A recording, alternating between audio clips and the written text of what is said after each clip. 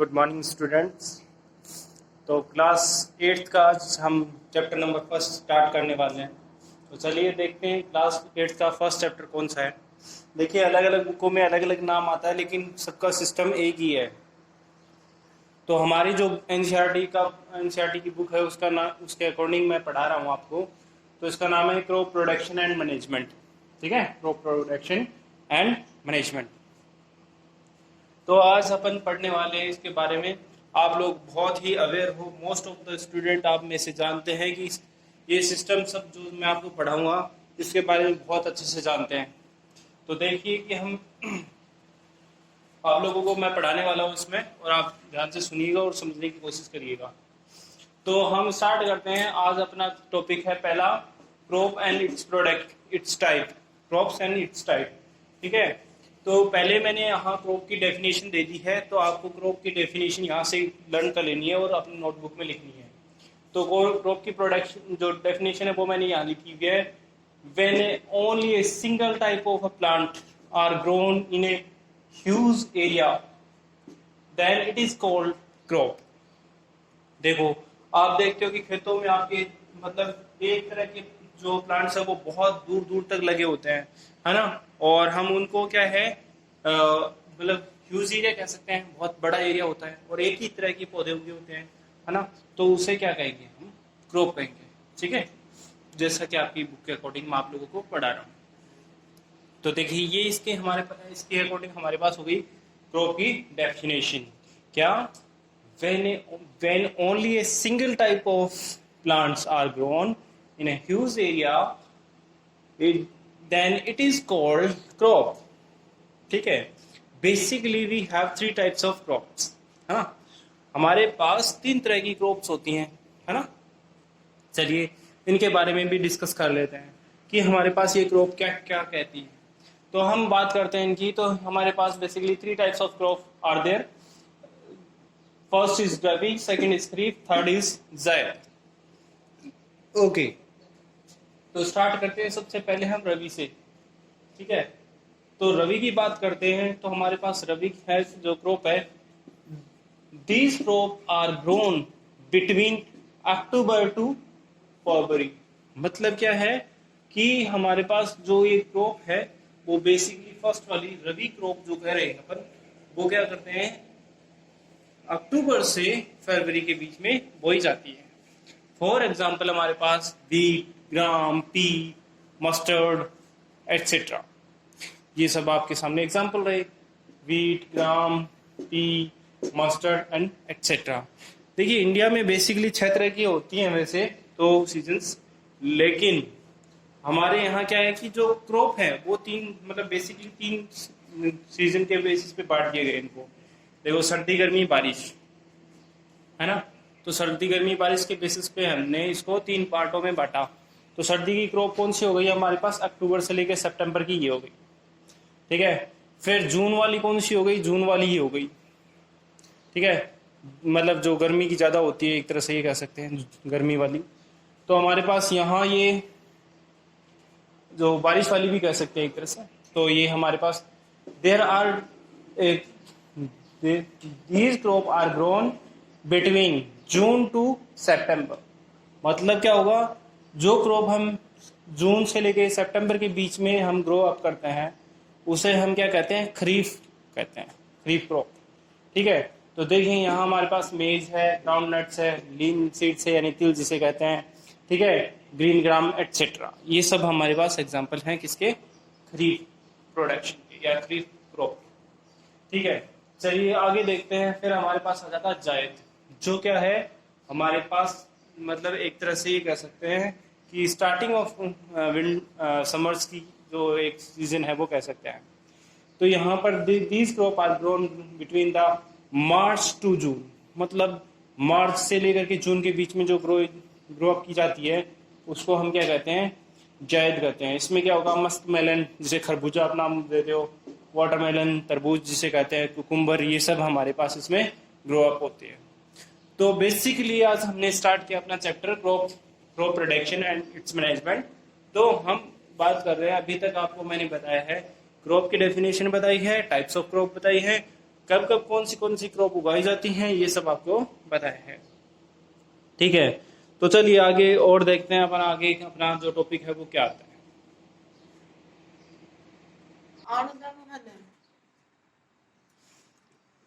चलो भाई देखते हैं आगे, हमने आगे क्या सिस्टम है। तो अभी हमने क्रॉप और उसकी टाइप्स और उनके सब के बारे में पढ़ा, तो आगे जल्दी आगे स्टार्ट करते हैं। देखिए मैं आप लोगों को सिर्फ शॉर्ट में पढ़ा रहा हूँ, आप लोग अपनी बुक की पीडीएफ डाउनलोड कर लेंगे प्ले स्टोर से, और वहां से अच्छे से पढ़ेंगे, और मेरे वीडियोस हैं वो आपको समझने में मदद करेंगे। ठीक है, चीजें समझने में मदद करेंगे। तो आप लोग ऐसा नहीं है कि जो चीज मैं पढ़ाऊंगा वही आप लिखेंगे, ऐसा कुछ नहीं है। आपको लिखना बहुत कुछ पड़ेगा, और मैं सिर्फ आपको समझा रहा हूँ। तो मैंने एक डेफिनेशन और लिख लिया है यहाँ पर, क्रॉप प्रोडक्शन। क्रॉप प्रोडक्शन क्या होता है वो सब मैं आपको बताने वाला हूँ। तो चलिए स्टार्ट करते हैं।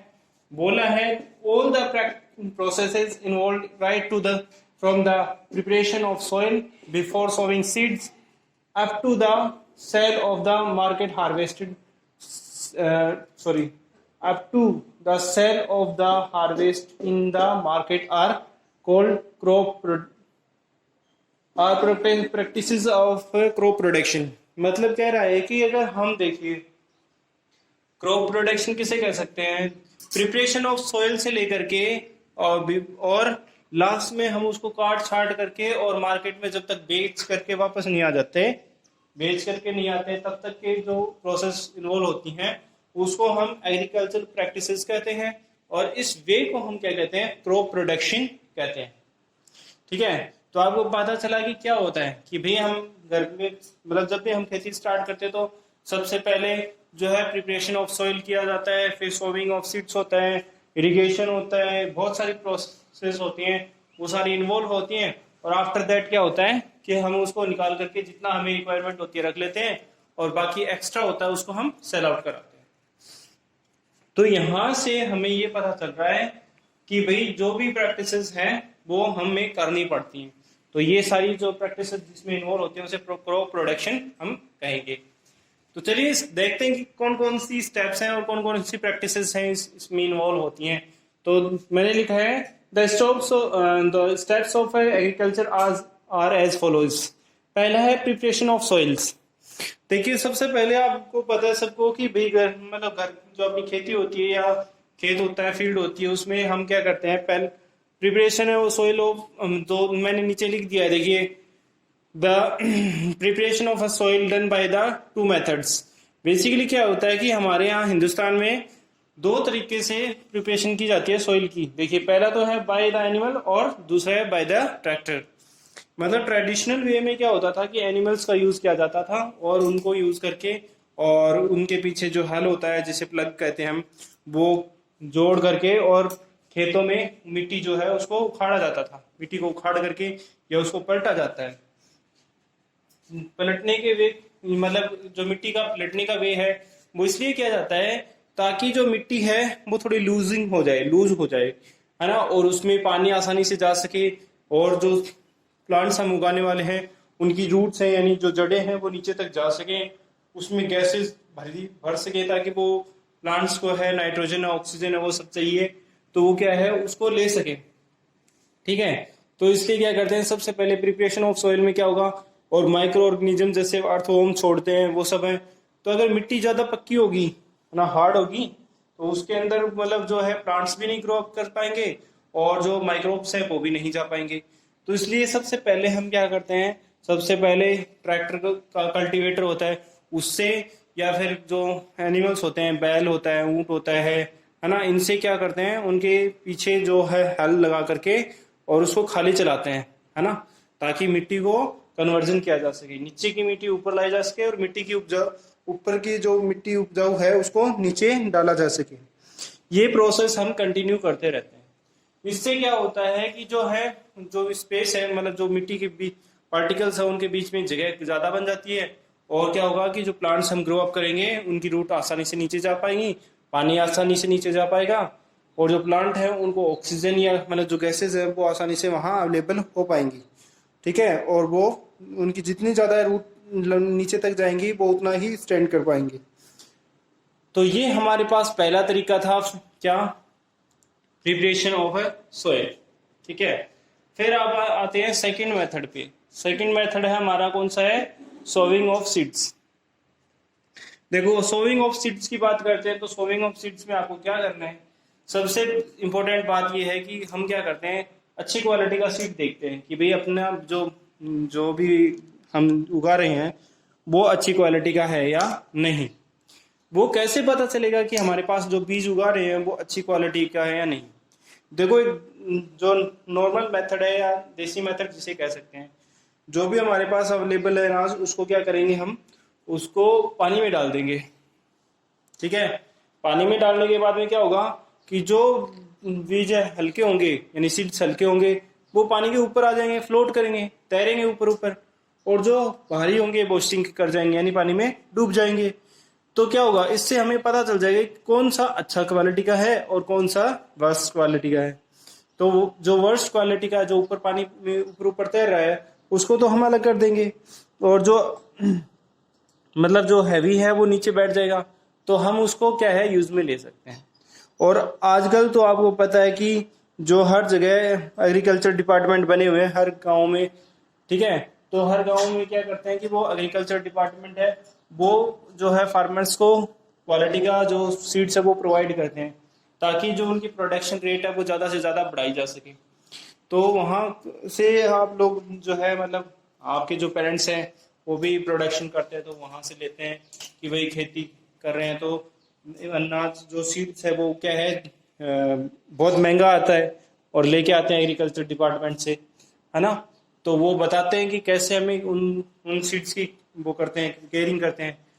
क्या है कि उनको और माइक्रोब से बचाने के लिए, जो हार्मफुल माइक्रोब्स हैं उनसे बचाने के लिए क्या है, उनके साथ केमिकल ऐड करके और फिर उसको उगाया जाता है।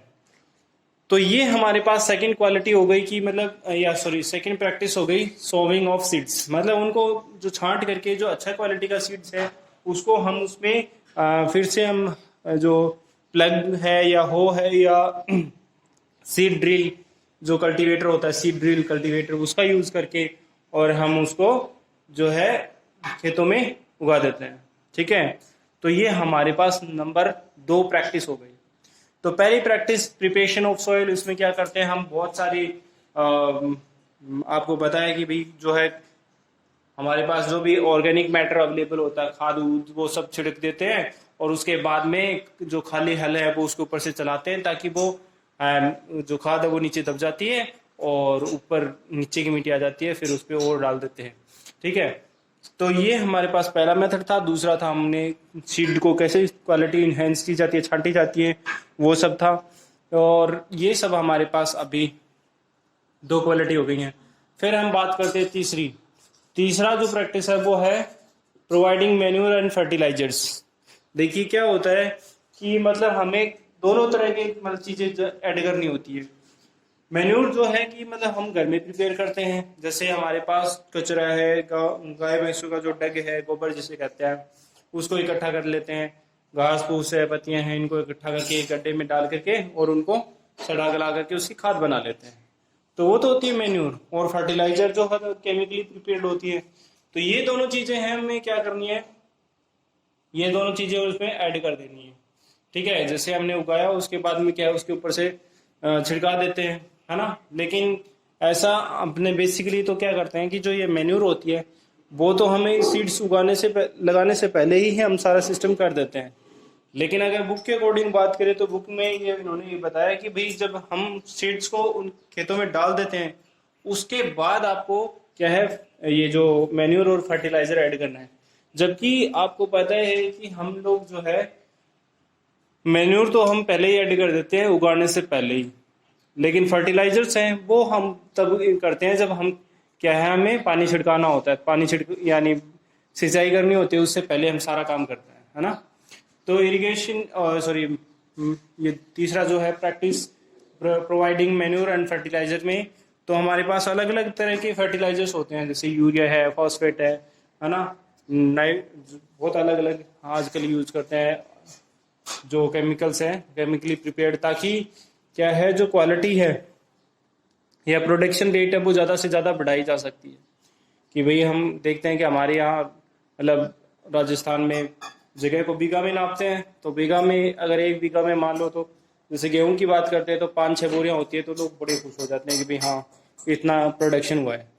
और कम होती है तो मतलब निराश हो जाते हैं, तो वो क्या करते हैं ज़्यादा से ज़्यादा उसमें खाद ऐड करते हैं और पानी देते हैं ताकि प्रोडक्शन रेट ज़्यादा से ज़्यादा बढ़ाया जा सके और ज़्यादा से ज़्यादा प्रॉफिट कमाया जा सके।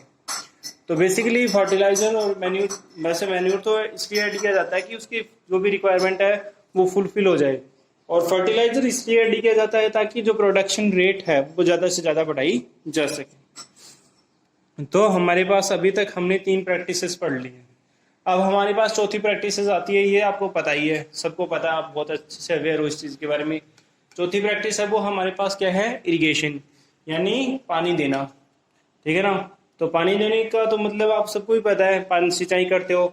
सिंचाई करने के भी तरीके बहुत सारे अलग अलग मेथड हैं। हमारे प्रीवियस जो ट्रेडिशनल हम कह सकते हैं तो उसमें राहत, मौत, टेकली ये सब होते थे। कैसे कि मतलब जो राहत है उसमें क्या है, एक बैल है उसको बांध दिया जाता था और बीच एक कुएं से मतलब रस्सी लेकर के, बाल्टी लेकर के और उसके एक बड़ा सा जो लकड़ा है उसको गाड़ करके उसके चारों तरफ उसको घुमाया जाता था, तो वो घूमता था तो अंदर से पानी निकलता था। तो ये राहत था। डेकली की बात करते हैं तो एक मतलब एक बड़ा सा कह सकते हैं चमड़े का एक बड़ा सा ड्रम सा होता था और उसको कुएं के अंदर डालते थे और खींचते थे रस्सी से और वो पानी भर के निकालता था और बाहर निकाल देते थे। ऐसे ही जो है ये मौत और वो सब होते थे। तो ये ट्रेडिशनल वे थे जो कि इरिगेशन के। मॉडर्न वे में बात करें तो डीजल पंप और इलेक्ट्रिक पंप जो है हम यूज करते हैं। ठीक है। तो ये हमारे पास इरिगेशन के मेथड है, मॉडर्न और ट्रेडिशनल। जो क्या है, एक मॉडर्न में तो कौन कौन आ जाएंगे, डीजल पंप और इलेक्ट्रिक पंप आ जाएगा, और ट्रेडिशनल में हम बात करेंगे मोट, राहत एंड डेकली, ये जो है ट्रेडिशनल में आ जाएंगे। अगर हम इसके भी अलावा बात करें, मॉडर्न में भी 2 टेक्निक होती है, एक तो ड्रिप सिस्टम होता है और एक स्प्रिंकलर सिस्टम होता है। ड्रिप में क्या होता है कि प्लांट्स के रूट के अंदर डायरेक्ट ही पानी उसको डाला जाता है ताकि पानी को वेस्ट होने से बचाया जा सके। अगर कंटिन्यू अगर मान लो हम स्प्रिंकलर सिस्टम यूज करते रहेंगे तो क्या होगा, जो प्लांट्स को पानी कम मिलेगा और उसका वेस्ट ज़्यादा होगा। तो हम पानी की सेविंग करने ऐसा हमें सिस्टम यूज़ करना चाहिए। तो हम बेसिकली मॉडर्न टेक्निक्स में 2 तरह के सिस्टम यूज़ करते हैं, एक तो होता है ड्रिप सिस्टम और एक होता है स्प्रिंकलर सिस्टम। तो स्प्रिंकलर सिस्टम क्या होता है कि जो ह्यूज एरिया में जो है हम क्रॉप प्रोडक्शन करते हैं तब तो हमें क्या करते हैं, ड्रिप सिस्टम यूज़ करते हैं, सॉरी स्प्रिंकलर सिस्टम यूज़ करते हैं। लेकिन अगर हम डिस्टेंस पे जो प्लांट्स उगे हुए हैं और उनको ग्रो अप करना है तो हम ड्रिप सिस्टम यूज़ करते हैं। तो हमने आज मतलब अभी तक कितनी प्रैक्टिसेस पढ़ ली हैं, हमने अभी तक 4 प्रैक्टिस पढ़ ली हैं। बाकी की जो प्रैक्टिसेस हैं वो हम कल पढ़ेंगे। तो ये आपके पास आज अभी तक का जो कॉन्सेप्ट है वो आप लोगों को मैंने बताया है। आप लोगों को प्ले स्टोर से ये सब के चैप्टर डाउनलोड करना है, उसको पढ़ना है। आफ्टर दैट कोई दिक्कत आती है तो मुझसे पूछ सकते हैं आप लोग। तो यहाँ तक का आज का मेरा कॉन्सेप्ट है। आगे का क्लास अपन कल कंटिन्यू करेंगे।